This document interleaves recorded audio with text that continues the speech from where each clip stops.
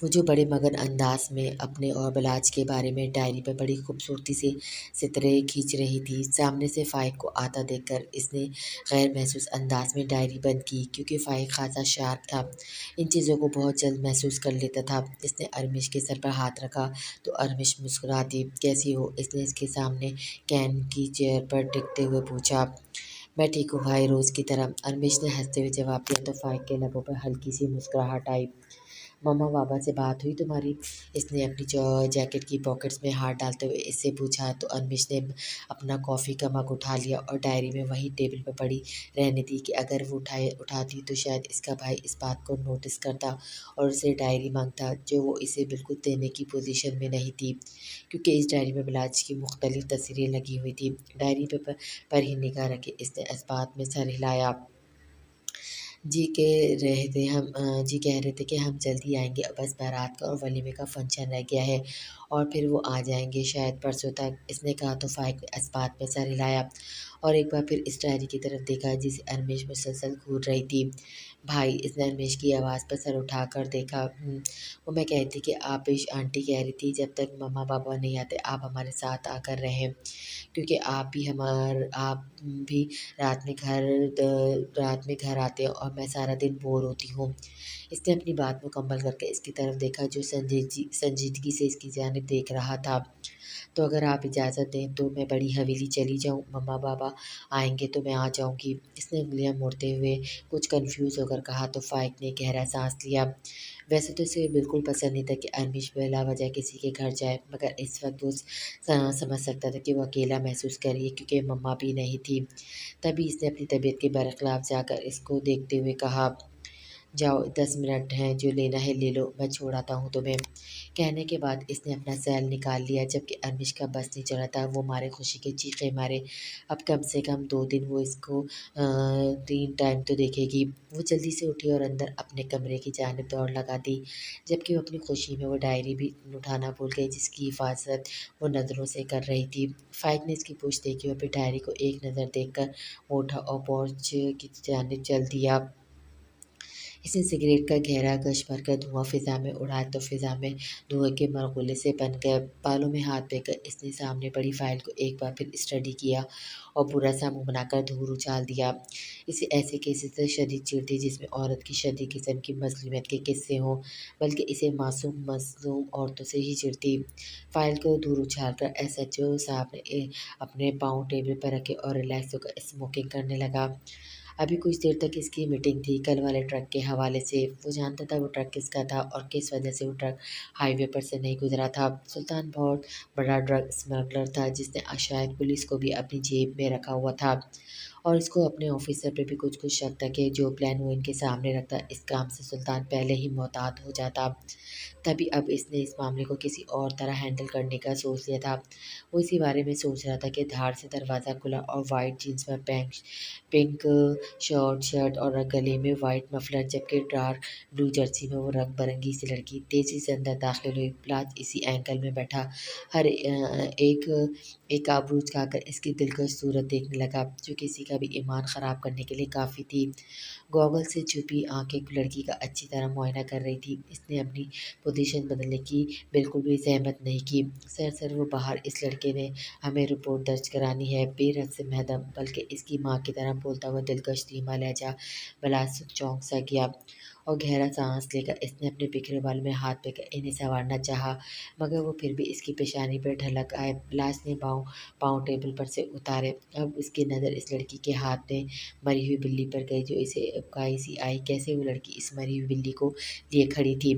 इसने एक नज़र बिल्ली को देखकर दोबारा लड़की की तरफ देखा, जिसकी आंखें सुर्ख होने के साथ-साथ झील सी सुनहरी आँखों में अब बड़े-बड़े आँसू भी जमा हो रहे थे। और अभी वो कुछ बोलता ही कि हारून इसी कमरे में दाखिल हुआ। इसके चेहरे पर दबी-दबी मुस्कुराहट थी, जबकि इसने एक लड़के का गिरबान पकड़ा हुआ था। ये रहा मिस इस बिल्ली का कातिल। हारून ने इस लड़के का गिरबान छोड़ा तो लड़की ने आँसू भरी आँखों से इस लड़के को घूरा जो हवनाक सा खड़ा था। तुम्हें शर्म नहीं आती? हाँ, तुमने तुमने इस बिल्ली का कत्ल कर दिया हमारी आंखों के सामने। क्या तुम में इंसानियत नहीं है? क्या जानवरों को इस शहर में कोई हकूक हासिल नहीं है? तुम्हें तो ऐसी सज़ा मिलनी चाहिए कि अगली बार रोड पर देखो ही ना। काटे इंस्पेक्टर साहब, हम इस घटिया आदमी के खिलाफ पर्चा कटवाना चाहते हैं। गुस्से से बोलते बिलास ने महसूस किया इसके चेहरे का हर नक्श जैसे बोल रहा था। मगर ये माजरा किस नोयत का था? इसे सरासर मक्का ज़ाया ही लगा। हो क्या रहा है ये पुलिस स्टेशन है? ये मैंने कोई दुकान खोली है? ये मैं तुम लोगों को अपना फालतू नज़र आ रहा हूँ? इसने संजीदगी से इन तीनों की तरफ देखा। हारून तो अपनी हंसी दबाने के चक्कर में सुर्ख हो जा रहा था, जबकि वो लड़का खुद झंझलाया हुआ था और लड़की जैसे बेयकीनी से बिलास को देख तक रही थी। इसकी सुनहरी आंखों में फिर से झील उतरने लगी थी। सर, मैं कसम खाने के लिए तैयार हूँ, मैंने इस बिल्ली को बचाने की बहुत कोशिश की, बट ये मेरी बाइक के सामने आई जा रही थी। लड़का अपनी सफाई में बोला तो लड़की ने खा जाने वाली नज़रों से देखा और फिर बिल्ली को मज़ीद खुद में भिजा। ये मंज़र देखकर वो तीनों ही अजीब सी कैफ़ियत का शिकार हो गए। एक तो बिल्ली की स्मेल, ऊपर से उन्होंने मुँह पर हाथ रख लिया, जबकि लड़की अफ़सोस से इन तीनों को देख रही थी। शायद सारे पुलिस वालों की तोंद इसलिए बाहर आती है क्योंकि वो नाइंसाफ़ी करते हैं और हराम खाते हैं। मगर तोंद ना होने के बावजूद भी आपने नाइंसाफ़ी दिखाकर हम पर साबित कर दिया कि हर पुलिस वाला हराम खाता है। इसने धीमी आवाज़ में पुरशुकवा निगर नज़रों से इसकी तरफ देखते हुए कहा, तो इसकी नज़रों के इस जादू को समझ नहीं सका। अलबत्ता वह खो ज़रूर गया था। गॉगल्स को थोड़ा सा नीचे किए इसने एक बार फिर इस लड़की की आंखों को देखा, फिर छपाक से जिस तरह वो आई थी वहाँ से निकल गई। हारून का बेसाख्ता कहकमा उभरा, जबकि इस लड़के को भी हंसी आ गई। लाश ने तीखे तेवरों से दोनों को देखा तो लड़का सपटा गया। सर, क्या मैं जा सकता हूँ? इसने मुअद्दब होकर पूछा तो बिलास ने उंगली से इसे दफ़ा हो जाने का इशारा किया। तुम्हारे बाप का रोड नहीं है, आंखें खोलकर गाड़ी चलाया करो, इसने सख्ती से कहा तो वो लड़का इस बात में सर हिलाता बाहर चला गया, जबकि हारून अब भी बुलातकान हंस रहा था। इतना बड़ा डायलॉग मार गई तुझ पर और तू खामोशी से इसकी सूरत देखता रहा, कहीं पिट तो नहीं किया? आंखों ही आंखों में वो क्या कहते हैं पहली नज़र का प्यार। हो गई बकवास, इसने हारून को घूरा तो वो एक बार फिर हंसने लगा। ये प्यार मोहब्बत इश्क विश्क मेरे शौक नहीं, मेरी दिलचस्पी नहीं, और कोई भी मुझे यूँ खड़े खड़े नहीं पटा सकता। अब मजीद बकवास के बगैर रात के प्लान के बारे में बता।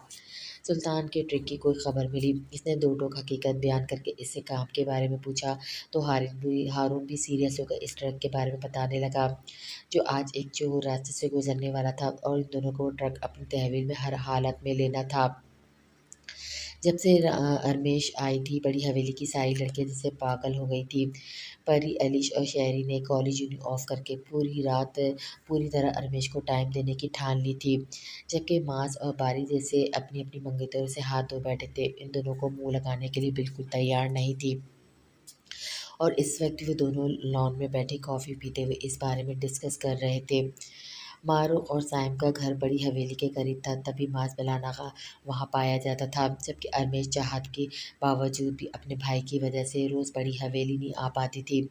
फ़ाइक की तबीयत शायद वहाँ मौजूद हर शख्स से मुख्तलिफ थी, रिज़र्व सी। वो संजीदा मिजाज शख्स ना ही बड़ी हवेली आता था और ना ही इसकी वहाँ मौजूद अफराद से बनती थी। बस कुछ कभी कभी इसका आना होता था तो ज़्यादातर मासी घर ही होता, बाकी किसी फ़र्द से वो ज़रूरत से ज़्यादा फ्री नहीं होता था।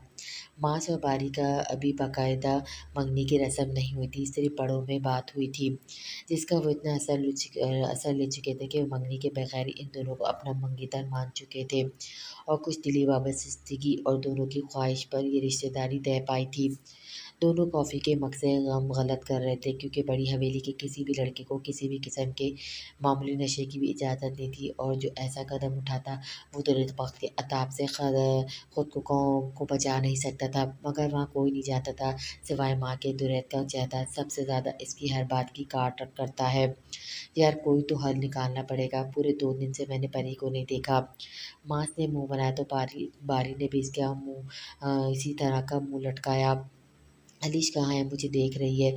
रमेश चुड़ैल साबित हुई है इस बात। बारी ने ऊपर शेरी के कमरों पर घूरी डाली, जहाँ से नसवानी कहते सुनकर इनके सीनों पर सांप लौट रहे थे। और ऊपर से, यार क्या तकलीफ थी तुम्हें? ज़रूर शेरी का कमरा हिटलर और बड़े भाई के कमरे के बीच में बनवाना था। ओ भाई, जिसे तुम हिटलर कह रहे हो वो शायद बख्श दे। ये जो बिलाज भाई है ना, ये तो खा जाएंगे मगर वहाँ तक रसाई नहीं होने दे। इसने जैसे इसे असल हिटलर के बारे में आगाह किया तो मार्च भी इस बात में सर हिलाने लगा। क्यों ना हम बालकनी से जाएं, पारी ने ऊपर देखते हुए पुरजोश नज़रों से कहा तो मार्स जो परी से मिलने के लिए बेताब था और कुछ भी कर सकता था फौरन हामी भरकर इसने बारी का साथ देने की ठानी और लंबी सीढ़ी उन्होंने बैग लॉन से उठाकर बख्त और बिलाज की बालकनी से बचाकर शेरी को बिलकने की गिरद पर रखी। किस्मत वैसी अच्छी थी कि बिलाज कमरे में नहीं था और बख्त भी न जाने कहाँ था। दोनों ने मुस्कुराकर एक दूसरे को देखा और सुकून से सीढ़ी चढ़कर शेरी की बालकनी में पहले बारी ने कदम रखा। इरादा परी और अलिश को सिर्फ देखने का था। बारी ने पलटकर देखा, मांस को भी ऊपर खींचा और अभी मांस पूरा ऊपर भी नहीं चढ़ा था कि वो चारों हंसती हुई अपनी बातों में मगन बालकनी में निकल आई और इन दोनों को वहां देखकर शेरी की तो आंखें तीखी नजरें चढ़ ही गईं। इसने लड़ाका औरतों की तरह कमर बाजू टिका और उसका देखा देखी अनमेश ने भी, जबकि परी और अलीश मुस्कुराकर इन दोनों के पीछे हो गई। क्या है? शेरी ने खा जाने वाली नज़र से इन दोनों को देखा जो खजलत बिठाते हुए शेरी की तरफ बढ़ा। ओ शेरी स्वीट बेबी, मांस ने फिर भरपूर मक्खन लगाया जबकि बारी भी पीछे नहीं रह सकता था। मेरी प्यारी बहना, चॉकलेट खाओगी? एक तरफ से मांस ने इसे पकड़ा जबकि दूसरी तरफ से बारी ने। जी नहीं, कोई चॉकलेट नहीं। आप मेरी बालकनी में चोरों की तरह आए कैसे? इसने दोनों को घूरते हुए पूछा जबकि वो दोनों मुस्कुराहट छिपाए इन दोनों को शेरी को देख रही थी। मैं बिलाज भीओ को बताऊंगी पक्का बारी भाई, आप तो गए सच्ची। इसने पूरी पूरी धमकी दी। यार शेरी प्लीज़ यार, मुझ मासूम ने तुम्हारी भाभी की 2 दिन से सूरत नहीं देखी, रहम खाओ। बारी ने झंझलाकर कहा तो मास ने भी सेम वही बात कही जबकि शेरी ने नफ़ी में गर्दन हिलाई और इससे पहले कि वो कुछ बोलती इसकी नज़र बिलाज पे गई जो अपने बेल डॉग्स को प्यार कर रहा था। पुलिस यूनिफॉर्म में चमकती पर्सनैलिटी के साथ वो शानदार शख्स रात की तारीकी में भी छाया हुआ था। गालों के गड़े दूर से ही नजर आ रहे थे। हरमेश तो वहीं साकेत हो गई जबकि शेरी इन दोनों से अपना आप छिड़वाती आगे बढ़ी और ग्रिल पर बाजू टिकाते हुए इसने बिलाज को आवाज़ लगाई। ब्यू, इसकी आवाज़ में बिलाज ने वहीं से शेरी समेत पूरी बरादरी को देखा। जस प्रिंसेस बिलडॉग के बालों में हाथ फेरते हुए वो वहीं से बोला, भाई ये दोनों मेरी बालकनी में चोरी कर रहे थे। शेरी ने मुंह बनाकर कहा जबकि बिलाज ने मांस और बारी को वहीं से तीखे तेवरों में देखा। अलीश और परी तो हंसी निकल गई जबकि अरमेश अभी भी साकित थी इस शख्स को देख रही थी। हाँ हाँ, वो दोनों खिसियाने से हंसे। भाई हमने भला इसकी बालकनी से क्या चुराना था? बिलाज ने डॉग्स को लड़के के हाथ में थमाया जो इनकी देखभाल करता था और वो चलता हुआ शेरी की बालकनी के नीचे आ गया। क्या करने गए थे तुम दोनों? बिलास ने घूरा था तो दोनों खामोश हो गए। मैं बताती हूँ ना, शेरी ने तंजिया हंसते हुए सर हिलाया तो बारी ने घूरा जबकि मांस ने इल्तिजाए देखा मगर वो दोनों इग्नोर करके आगे बढ़ी। भाई हम सब फ्रेंड्स गेट टुगेदर कर रहे थे और ये दोनों मेरी भाभीयों से मिलने आए थे जबकि अभी मंगनी भी नहीं हुई। शेरी ने मची तिल्लियाँ लगाई। मलाज ने उबरू उठाकर इनको देखा। बहुत आँख लगी हुई है तुम दोनों में तो भाई। मलाज ने गन होल्डर से अपना रिवॉल्वर निकाला और इन दोनों को निशाना बनाया। भाई मैं आपका भाई हूँ यार, बारी फौरन बोला। प्रिंसेस बिलाज ने बारी को इग्नोर करके शेरी को देखा।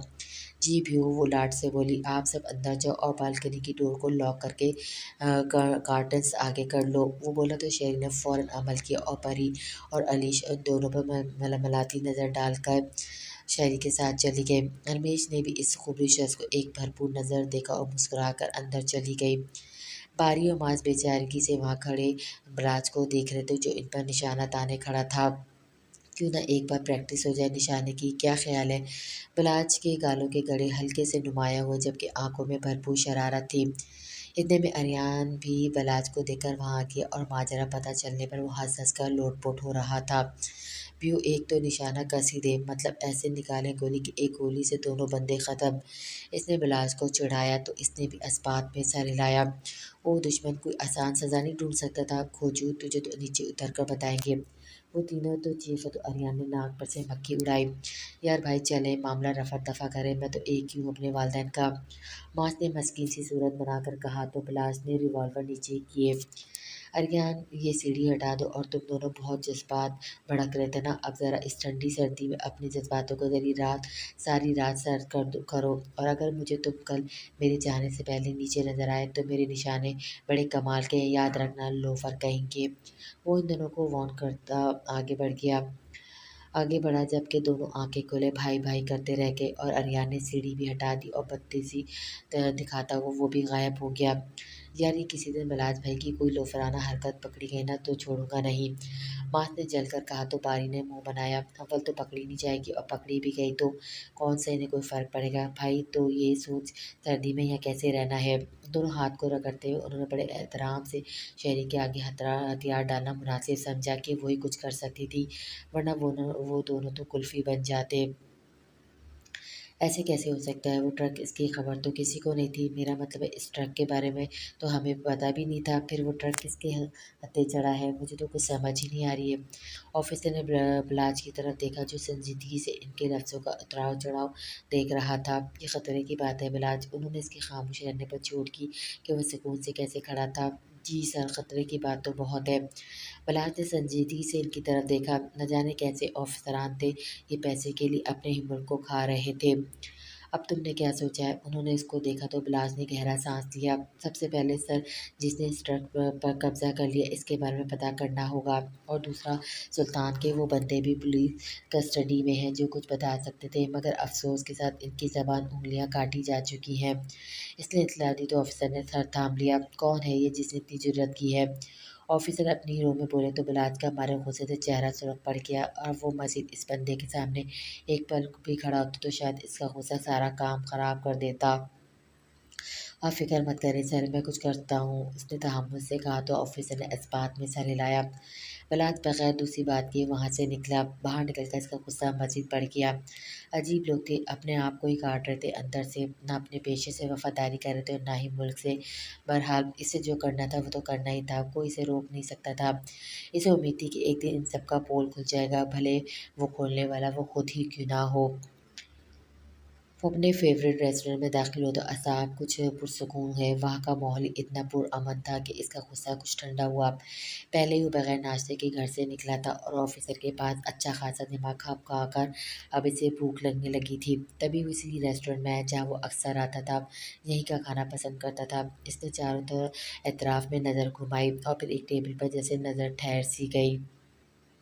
वही लड़की जो शायद आज से 2-3 हफ्ते पहले इसके पास रिपोर्ट दर्ज कराने आई थी। आज भी इसका दिलकश रूप सब में नुमाया था। दूरी से वो पुरकश लग रही थी। ऑरेंज शर्ट पर वाइट जैकेट डाले वाइट जीन्स में से कमाल लग रही थी। न जाने कौन सी कशिश बलाज को इस लड़की तक खींच लेकर आ गई। वो बगैर तकल्लुफ़ के इसके सामने बैठा तो वो लड़की जो मोबाइल में मसरूफ़ थी चौंक कर इसकी जानिब देखने लगी। मगर बलाज ने एक लफ्ज़ भी निकाह पर इसकी मनमोहनी सूरत देख रहा था। एक सामने चारमिंग की प्लेट रखी थी और साथ कोक का केन, जिसे एक नज़र देखकर बिलास मुस्कुराया कि चारमिंग इसकी फेवरेट डिश थी। पुलिस वाले बहुत बेहिस होते हैं। अचानक इसकी मुहतरम आवाज़ बिलाज की समातों से टकराए। इसे उम्मीद नहीं थी वो इसे पहचान लेगी। गालों पर हल्के से गले ने नुमाइश दिखाई और फिर गायब हो गया, मगर आंखों में शरारत वाज़ेह थी। खासे ढीठ भी होते हैं। इसने एक और कॉम्प्लीमेंट दिया तो बिलाज के लब मुस्कुरा उठे, मगर वो अब कुछ भी नहीं बोला। और बिला वजह मुस्कुराते हुए हमें एक आंख निभाते वो फिर बोली और कांटा प्लेट में छोड़कर इधर उधर देखने लगी। बलात ने इसके बोलने के अंदाज को बहुत शिद्दत से महसूस किया। इसे हमेशा आबिश के बोलने का अंदाज भी बहुत अट्रैक्ट करता था। ये तुम लड़कियों को किस खुशी में शौक होता है खुद को हम कहने का। बुलाकर इसने पैंट की पॉकेट से सिगरेट का डिब्बा निकाल कर टेबल पर रखा और एक सिगरेट सुलगाकर लबों में दबा ली। इस दुनिया में सिर्फ हम खुद को हम कहते हैं, इसने कुछ तकव्वुर से कहा। तो बिलास ने दाद देने वाले अंदाज में इसकी जानिब देखा और सिगरेट का गहरा गश्त लिया। वैसे तो हम अजनबी से बात नहीं करते, मगर ये जो आप हमारे सामने बैठकर शुक्ल लगा रहे हैं ना, कहीं और जाकर लगाएं, फिर कुछ देर बाद शराब मांग लेंगे पीने के लिए। इसने घूर कर देखा और फिर चाउमीन की प्लेट अपनी जानिब खींचकर वो दोबारा फोक हिलाने लगी। बलाज को इसकी बातों पे जी भर कर हंसी है। पहली बात है कि तुम अजनबी नहीं हो। बलाज ने गहरा कश लिया तो मुकाबिल जैसे पूरी तरह चौंक गई। वो अपनी सुनहरी आंखों को ऊपर खोले इसकी अगली बात को ही मुंतज़िर थी। तुम मुझे जानती हो तभी मुझ पर तंज मार रही थी। तो हम अजनबी कैसे हुए और तुम क्या यहाँ सब मुझे जानते हैं। After all S H O बलाज को कौन नहीं जानता। वो मुस्कुराया तो मुकाबिल की जैसे जान में जान आए। इसने मुकम्मल इग्नोरेंस पर डालकर दोबारा फ़ोक हिलाने लगी। एंड सेकंड, मैं सिर्फ स्मोक करता हूँ, वाइन नहीं पीता, कहकर इसने इसकी प्लेट से बेतकल्लुफ़ अपनी जानिब खींची और दूसरा फ़ोक उठाकर सुकून से स्पून भरने लगा। क्यों? अचानक इसने पूछा तो मुस्कुरा दिया, क्योंकि वो अब अपनी प्लेट को और उसको घूर रही थी। क्योंकि मेरे डैड को नहीं पसंद, एक एक यही काम तो इनकी मर्ज़ी का नहीं करता, इसने सुकून से कहा। गुड, रफ्ता रफ्ता सब करने लगेंगे, इसने लापरवाही से कहा और अपनी प्लेट इसके सामने से खींची। अभी से गुस्सा आने लगा। कितना ढीठ शख्स था। पता है ये प्लेट कितने की है? इसने गुस्से से पूछा तो बिलाज के लब मुस्कुराहट में फैले और गालों का गड़ा अब आब व ताब से चमकने लगा। नहीं, एक्चुअली मैं इतना महँगा होटल अफ़ोर्ड नहीं कर सकता, वो तंज़िया बोला तो इसने सुनहरी बड़ी-बड़ी आँखों से बिलाज को घूरा और उसके तंज़ को जैसे बामुश्किल हज़म किया। बिलाज मुस्कुरा दिया। नाम क्या है तुम्हारा? इसने टेबल पर झुककर पूछा। क्यों? इसने आँखें सिकुड़ कर कहा। जीएफ। बिलाज बड़बड़ाया तो मुकाबिल झुँझला गई। अपनी मर्ज़ी से? यहाँ सिर्फ थानेदार की मर्ज़ी चलती है, जीएफ। इसने मुकाबिल को अच्छी तरह ज़िज कर दिया। वो खौफ़नाक नज़रों से इसे देख रही थी। फिर मुलाकात होगी, बिल पे कर दूँगा इस करोड़ों की चाउमीन का। वो सुकून से बोला और आँख मारकर वहाँ से उठ गया। नैना ने इसकी पुश्त को गौर से दूर तक देखा। अचानक इस लड़की की नज़रों में हकारत उतर आई थी और वो सुनहरी आंखें जो चंद पल पहले मासूमियत से चमक रही थी, अब इनमें वही गुस्सा इश्ताल भर गया था जो इसकी तबीयत का रफ्ता रफ्ता हिस्सा बनता जा रहा था। इसने चाउमीन की प्लेट को परे धकेला जैसे वो कोई अछूत हो। बेचारे बहुत बेवकूफ़ निकले। ज़ेरे लब बड़बड़ाकर इसने वेटर की तरफ इशारा किया। जी मैम, इसने मुअद्दब होकर पूछा। ये प्लेट डस्टबिन में डाल दो। वेटर हैरत से लड़की की जानिब देखने लगा। नैना ने आंखें घुमाकर इसकी जानिब देखा। कोई मसला है? इसकी आवाज़ में भला की सख्ती थी। वो कुछ देर पहले वाली दिलकशी जैसे गायब ही हो गई थी। नहीं नहीं मैम, ओके, जैसा आप चाहें, वेटर हड़बड़ा कर बोला और प्लेट इसके सामने से उठा ली। नैना ने हाथ जड़े और अपनी जगह से उठ खड़ी हुई। जब वो उठी तो कई नज़रें जैसे इसके इर्द गिर्द मंडला गई, मगर इसके पास फुर्सत नहीं थी वो किसी की जानिब देखती। तभी उसी होटल से जल्दी से बाहर निकल गई। हरमेश घर आकर फिर से उदास हो गई थी। हालांकि अब तो इनकी फैमिली मुकम्मल हो गई थी, मम्मा पापा दोनों आ गए थे, मगर इसका दिल तो जैसे बड़ी हवेली में ही अटक गया था। इस बार बिलास ने इससे एक लफ्ज़ भी बात नहीं की थी। क्यों? क्या वो नाराज़ था?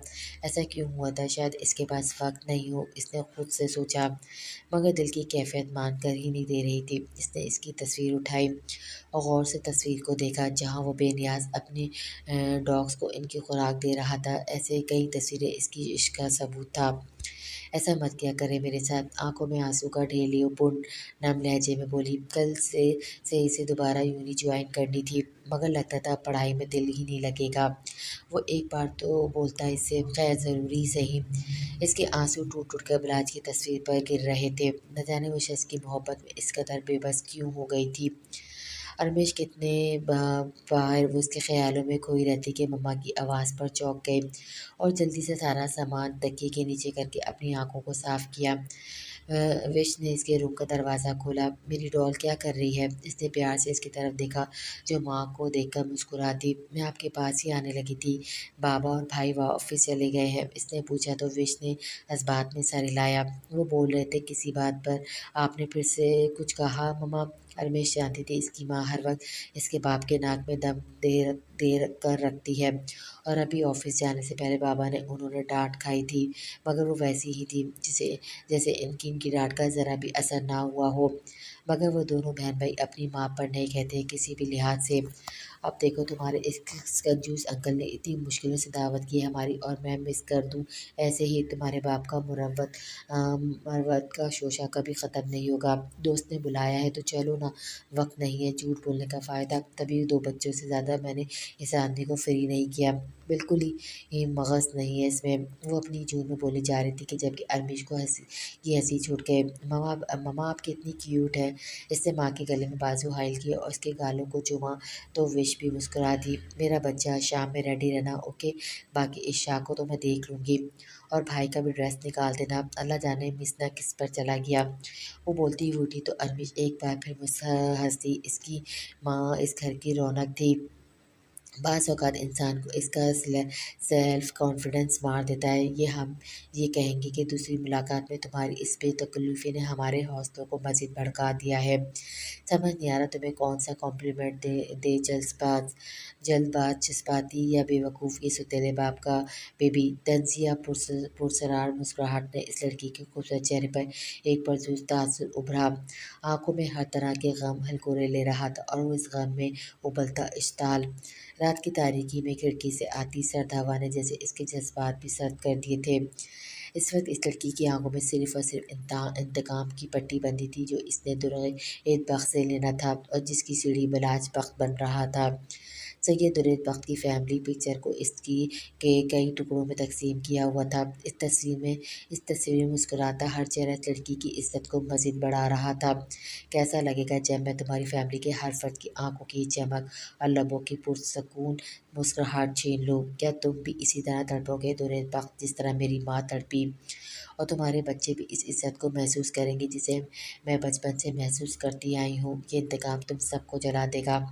इसने इन सब की तस्वीरों को हवा में उछाल दिया। सब तस्वीरें टुकड़ों की सूरत में इधर-उधर बिखर गईं।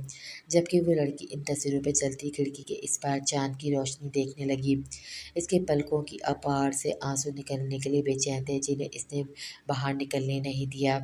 डे 3 वो बेआवाज़ बोली। सुनहरी आँखों में एक बार फिर गुस्सा चमकने लगा था।